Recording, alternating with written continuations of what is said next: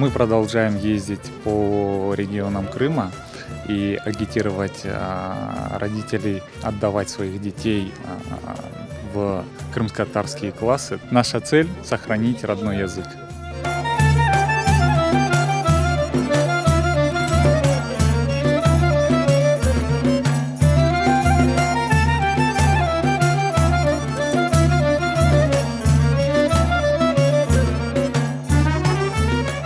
Hürmetli ana babalar, эгертім сізде бірінші, екінші, бешінші, алтыншы сыныфларда оқыған балаларыңыз болса, мектепке барып, туған тіл, туған әдебият дәріслерін фен оларақ öğrenmeye аризаларыны язмаға müracaat етеміз.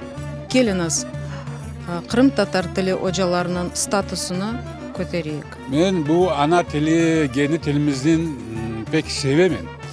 Bugün de istediğim bala çağımız, torunlarımız, sağ olsun bizim torunlarımız da ana tili bilip. Men Қарасу Базар шерінде yaşayım. Men Қырым татар милли мектебінде оқимын. Men pek isteyim, pek isteyim. Benim gibi балалар, олар да Қырым татар ana tilinde okusunlar.